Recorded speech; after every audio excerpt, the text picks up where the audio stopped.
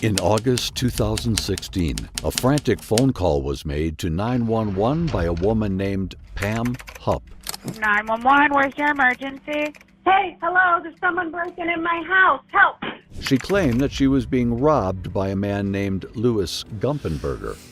Little did anyone know, this call would set in motion a chain of events that would lead to a bizarre and twisted tale of deception, manipulation, and ultimately murder.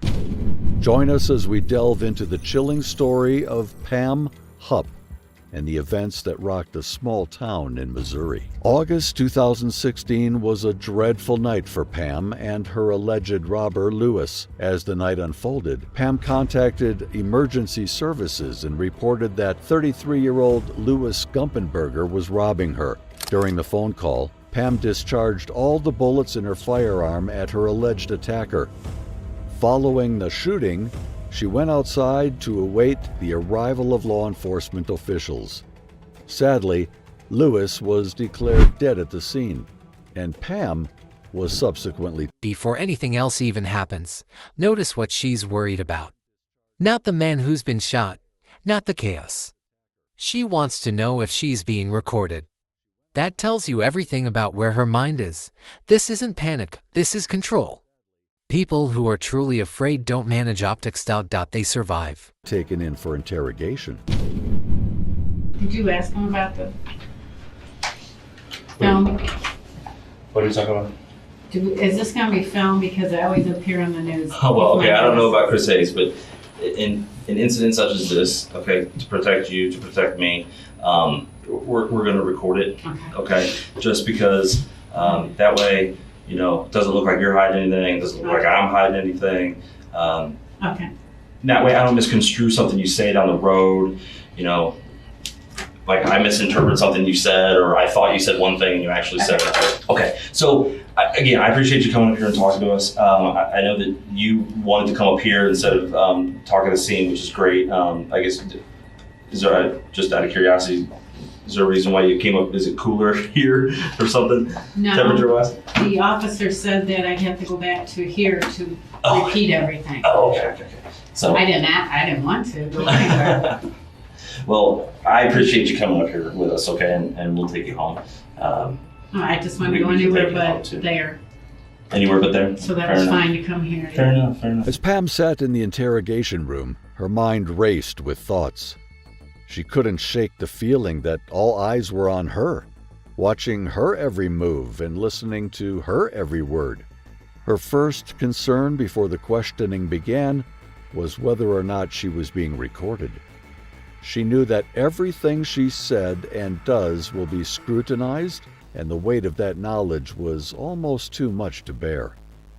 Yet she tried to stay calm and composed, waiting for the police to start their line of questioning. She only seemed a bit at peace when the policeman informed her that the recording was for her own safety. But weirdly, her demeanor shifted upon knowing she was being recorded. I just want to find out. Before anything else even happens, notice what she's worried about. Not the man who's been shot, not the chaos. She wants to know if she's being recorded. That tells you everything about where her mind is. This isn't panic, this is control. People who are truly afraid don't manage optics. They survive. What's going on with all these people coming? As the investigation into the fatal shooting unfolded, the police stumbled upon a note tucked away in Louis' pocket. The note detailed a sinister plan to kidnap someone named Hupp, take Russ's money from a woman named Hupp at her bank, kill Hupp, and then dispose of Hupp. The evidence, including the 911 call, appeared to be orchestrated. The evidence didn't add up. The note seemed too neatly written, and there were no fingerprints or other signs that Louis had actually written it. As more evidence was uncovered, the police became increasingly suspicious that something was amiss. What they eventually uncovered was truly shocking. She obviously believed that she was going to pull one over on us. I hit his arm with the knife and then shot out of the car and ran inside. Prior to interrogating Pam, the police had received information that someone resembling her had attempted to replicate a 911 call. They also had reason to believe that the call was fabricated. and that the evidence found on Louis was deliberately planted to implicate Ross. He goes, we're going to the bank, we're getting Russ's money, and he started getting all agitated. I just want to make sure I understand. So you went in, you let the dog out, you gave him a treat, you're ready to leave again, so you come back out of the house. How did you exit the house? How? Out the same door. Same door? Okay. Yeah, I let him in the same door because the front door was locked. Okay. So I was coming in, I come in and out that door. Came out that door, got back in the car to go again. Okay. And that's when the car shot around and somebody jumped out. Before I knew it, they were sitting next to me. Okay, so let's first describe the car. Can you give a description of the vehicle? Well, I wasn't really paying attention to the vehicle, more of the shriekness of their tires that they did. It was just a silver.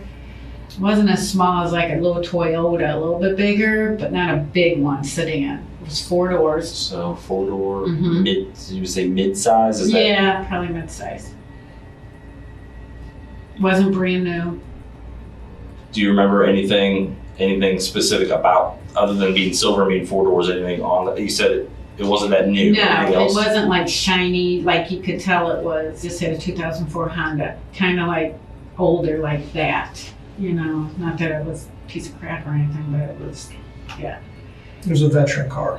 Yeah, that's all I remember about it. It was just so fast. Like I wasn't really even looking at the car. It was like, what's this hastiness that this car's doing? This quickness. I didn't know what was going on. It was getting weird, and it was like, because they tore around, and he popped out, and I'm like, my first thought was, did I know him? Because they did it so fast, but then I was like, and I looked back down, and next thing I knew, he was there. So.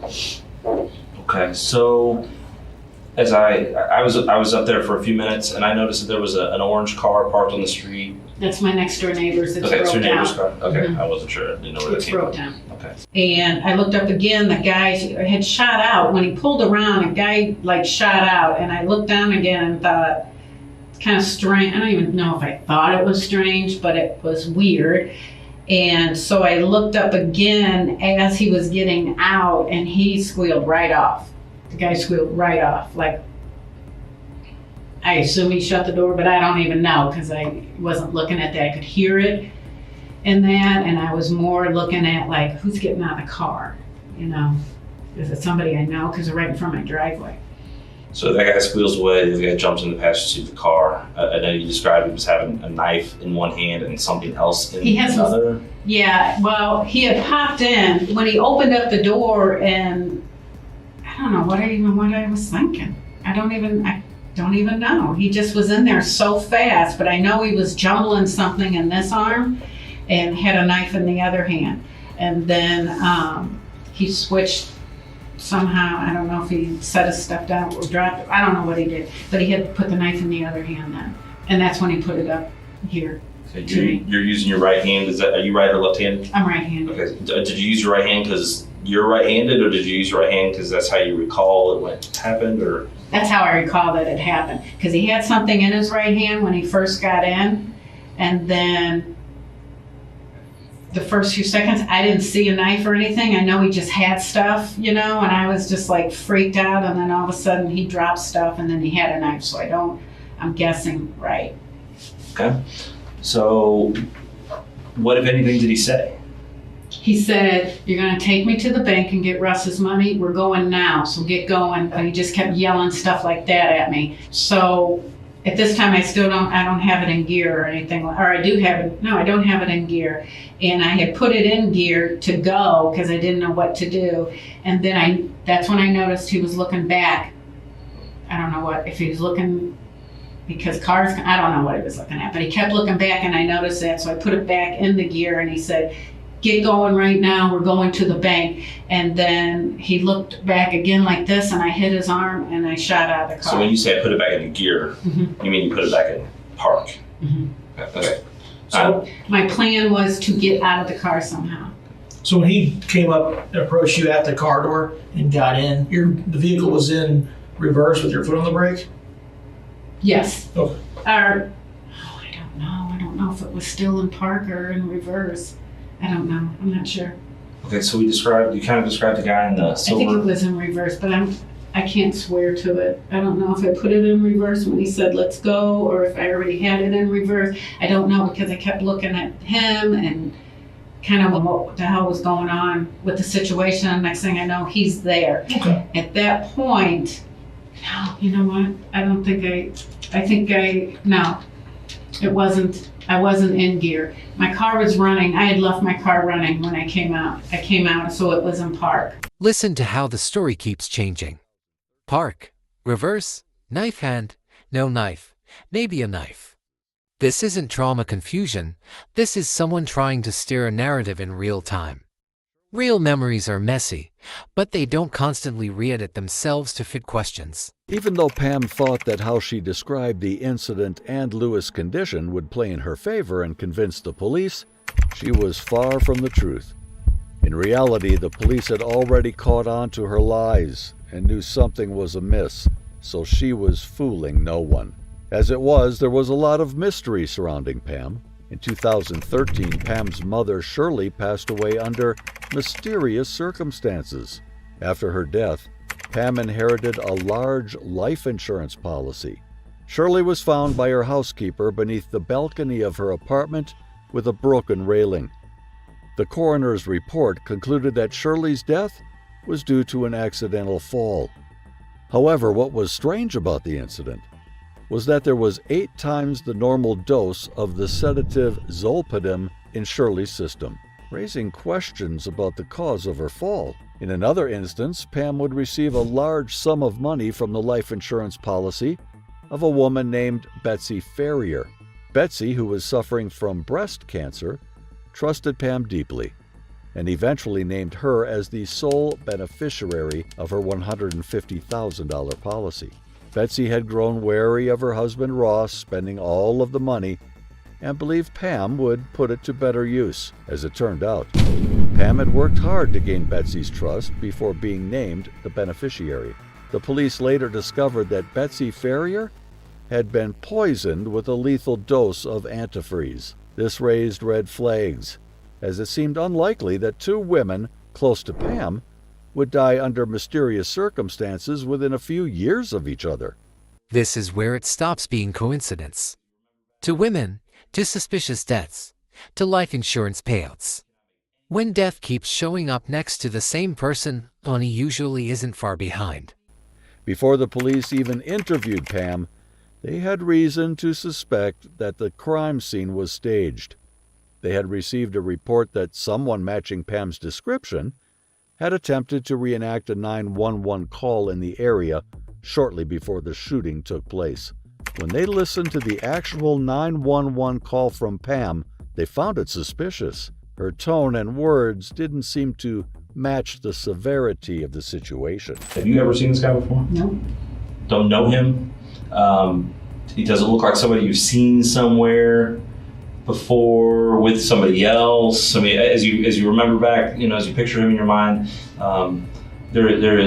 you cannot make any link between this guy and you. No. I mean,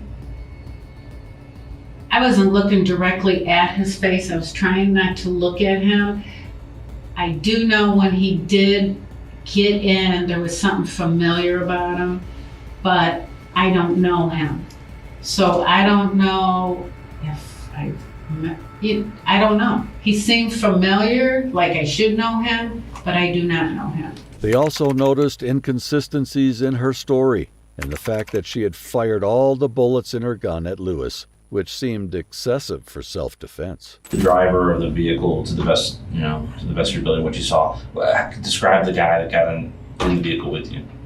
The guy who got in with me, he had on shorts. He had on blue shorts, shortish hair, sandy blonde. And now, forgive me, I did not go in the scene. I've not been in the scene. Okay. So is he a white male, black male, Oh, I'm sorry. Hispanic male? He's white male. White male. He's taller than me. He had blue gym shorts on, and some sort of t-shirt, and sandy blonde hair, and I want to say his eyes were blue, but I'm not sure. It's not like they were like a bright blue or anything like that, noticeable. But I want to say they were light colored eyes. They weren't brown. Okay. I don't think. I could be wrong. I really wasn't looking at his face. All I saw was like a dark dome, sorry, but short hair like you. Right. Short, maybe not quite as short, but it was dark. Taken together, all of these factors led the police to suspect that Pam was involved in the murders and was attempting to frame Russell, Betsy's husband, for them. They would need to question her carefully to see if they could find evidence to support their theory. All the hours that we put in to get to the truth, and then to know that the whole time she was not being truthful with us. The police officers couldn't help but feel a sense of unease as they sat across from Pam. She appeared calm and collected, almost as if she was completely unaffected by the traumatic event she had just experienced. Getting all excited, and he was, I thought he was drunk or on drugs or something like that. And that haunts me because it clearly just didn't mean anything to her. They had expected her to be shaken up, perhaps even in tears, but instead, she sat there with a blank expression on her face. It was almost as if she was detached from the reality of the situation. Well, we lived in Florida for 11 years, and we moved Where back at? here, Naples. Why would you move from Naples back here? I didn't like Florida. Why not? Well, Naples, which is super gorgeous. Yeah, everybody talks about it. It's all rich people. There you go. So, well, it's a service town. There's no real industry. I got The you. biggest employer was the school district. Yeah. We had our own business down there. We did Okay. plantation shutters, but when we were down there 11 years, we did that and sold it and moved back after my dad died because my mom couldn't handle. So you guys own your own business, H2 something? Now we do, yeah. What do you do? We flip houses. Oh, That's just an aside. Because construction is what my husband does. okay. So you buy houses that are in poor condition, or foreclosure, fix them up, and then sell them. Is that all? I mean, you just do that? Do you ever buy houses and then like just rent them out and be landlords? No. We've No? done that. We You've did done that that? down in Florida, yeah. One of them we had was an ex-police. Yeah. Not on the force anymore. No brainer, right? So now that the housing market's kind of coming back, has it affected your business at all? Yeah. Not so much the housing market coming back, but because there's no inventory out there. Yeah, The problem everybody's- is people are buying foreclosures. They're Right. buying. Now we'll see an influx of them losing them again because the real bad ones, if you can't do it yourself, people think, oh, I can do this, but really you don't get what's in there. A lot of them sit for a year, 2 years empty, which means broken pipes. You don't Mhm. know it until you're All in the there. interior stuff you don't know. We bought or looked at houses that have been halfway gutted. People try, and it's just too overwhelming. It's a lot of money, So, you know. so your husband works for another employer, and he does Yeah. that on the side. Yeah, we do it outside. We've done it since, gosh, we've done it for about 8 years. So have you always Well, worked? we quit in 2008 when the market fell. Mhm. We just quit because it just wasn't worth it. And then we started back up a couple of years ago. Have you always worked in that type of? You always worked in that industry, I work in insurance. We've always renovated our own houses, right? so Yeah, if you can do it, then there's deals out there. It's not bad. there is. The deals aren't out there anymore. That's Well, the no, problem. I understand. I'm saying if they are. No, I mean like, but the no inventory means banks are cranking up the prices of foreclosures. Right. Now your husband works in construction. Is that he also doing carpenter type stuff there too? Then. Yeah, they do everything. But when we had our own business, he handmade plantation shutters, which are the interior shutters, Uh-huh. and that was his business down there. My brother-in-law lives in Arizona. His is a dry heat, and he said, hot, still hot, because it's always 100 something there. He's in Phoenix I know. or Tucson. Heat is always heat. Yeah, Well, there maybe- it was like hot. Like my sister-in-law lives in Minnesota. Same thing, 6 months cold. I mean, I don't want that either. That's No. ridiculous. Snow and stuff. That's why it's nice here because you get a little bit of everything. Like you said, you get tired of it once, and all of a sudden here comes a change. And it was fun at first. And then the other thing you got is in the winter when it's really nice and you're looking forward to the great weather, town was 3 times, 4 times its size. Yeah. Because of tourists. Oh yeah. I've never been there, but I know a couple people that They go down treat there. your place like crap. Right. You can't get in restaurants. You can't get in anything because there's so many people. That traffic's horrid because they're not going to work. So everybody's lollygagging around. It got to be, Naples has gotten so big now that it's just, we're like, It's congested. It's it's just not. so horrid. Yeah. Did you go to college? Where'd you go? Down in Florida. I started at UMSL up here. What's the university? Is it local or what is it? It's a private college down there. You had to go up to Fort Myers for part of it and then Naples for the rest of it. So yeah. What'd you get your degree in? MIS, Management Information Systems. Sounds exciting. It was. I haven't done it in a long time. I've been doing insurance for a long time. Surprised you guys are entrepreneurs. Why don't you do your own insurance? You ever had your own insurance company? With your own office or whatever? No? Well, what's H2 LLC? You're doing sales there. No, not really. I mean, you put a house up for sale. I mean, So you're putting it for sale. right. But when you do like insurance and stuff, you gotta go out. You're talking commission and all that type of stuff. That's a tough business. And I hate to say it, but you know, I work for the big chains. Let somebody else have that headache, and that's why they weed them out. Yeah, I wouldn't be good in sales. I think you would. No, I'm not a salesman.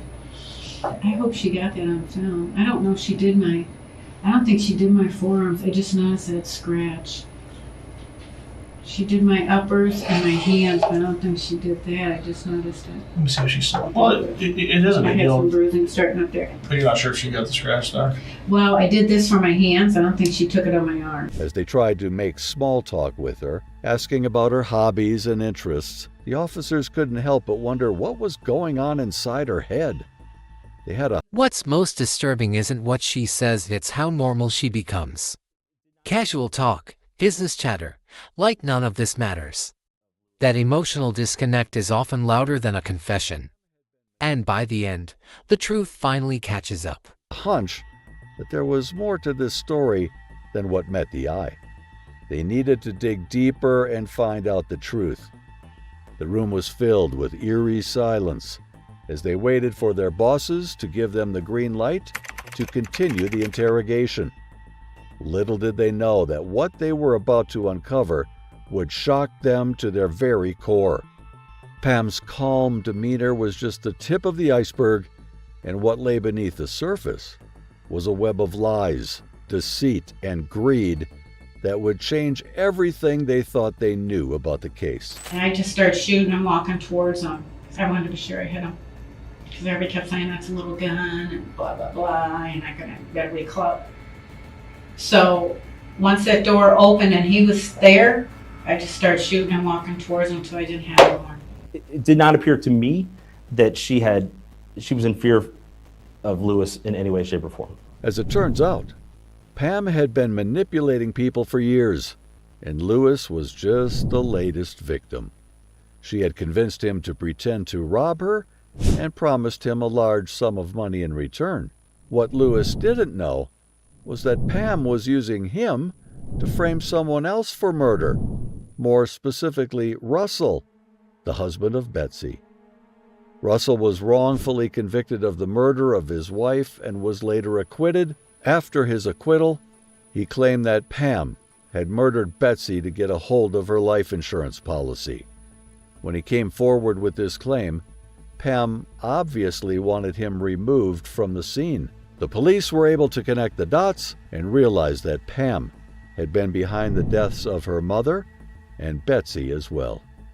In the end, Pam was sentenced to life in prison for the murder of Louis Gumpenberger. If you want to watch more of these interrogation videos, please subscribe to the channel.